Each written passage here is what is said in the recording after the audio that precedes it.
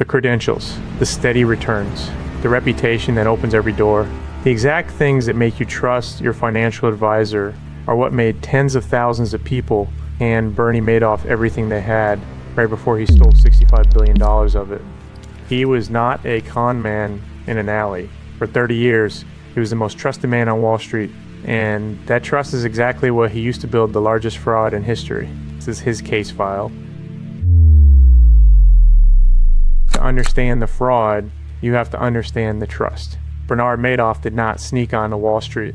He helped build it. The firm he founded in 1960 helped invent the electronic market that became the NASDAQ. And 3 separate times, he was elected its chairman. His firm grew into one of the largest traders in the country. When regulators wanted to understand how modern markets worked, they asked him. This was not a man you checked up on, which is exactly why, for decades, nobody did. While he handed them one number that hid everything. His fund worked the opposite of a sales pitch. You could not just buy in. You had to be invited, and most people were turned away. Access passed by whisper, through Palm Beach country clubs and charity boards, one trusted friend to the next. And the returns never disappointed, 10, 12% a year, steady, in good markets and bad. It was flawless. And on Wall Street, flawless is the one thing that should never exist, because nothing real ever moves in a straight line. Here's what none of them knew. The steady returns were not good investing. They were not investing at all. For over a decade, not a single share was ever bought. On a locked 17th floor, hidden from the real business, a small team ran an old IBM computer whose only job was to print statements for trades that never happened. When inspectors came, staff printed the fake records on demand and chilled them in a refrigerator and threw them around the room so the paper would look worn. It was a Ponzi scheme. New money paid the old, and underneath it all, there was nothing.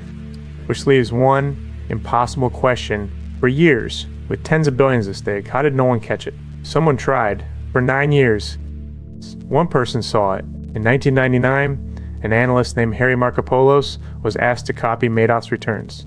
It took him minutes to see they were impossible. In 2005, he handed the SEC a memo titled, plainly, "The world's largest hedge fund is a fraud." Over 16 years, the SEC took complaint after complaint, opened examination after examination, and cleared Bernie Madoff every single time. He later admitted why. He had, in his words, too much credibility with them. The fraud was never going to be caught, which meant it could only end one way, from the inside. It did not end because anyone caught him. In 2008, as the financial crisis hit, investors asked for $7 billion back, money that was never there. Cornered, Madoff called his 2 sons into his apartment and told them the truth. The whole thing was, in his words, one big lie. The sons went to the FBI. The next morning, an agent stood in his living room and asked if there was an innocent explanation. Madoff answered, "There is no innocent explanation." And only then, with the man in handcuffs, did the world begin to count what was actually gone.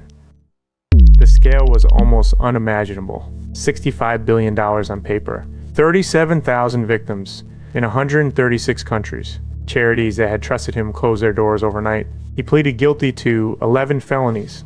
No deal, no defense. And he was sentenced to 150 years. 2 years to the day after the arrest, his son Mark took his own life. Madoff died in prison in 2021. It remains the largest fraud in American history. But the number was never the real story. Bernie Madoff was never a genius investor. He did not beat the market. He never entered it. What he beat was trust. Not one of his victims lost money to a bad bet. They lost it to a good reputation. The credentials, the reputation, the steady returns, the very things that made him impossible to doubt were the whole con. And that is the uncomfortable lesson. The most dangerous person with your money is rarely the one who looks risky. It is the one you would never think to question. Case number FIN003. Closed. Nothing in this video is financial advice. It is a history, told from documents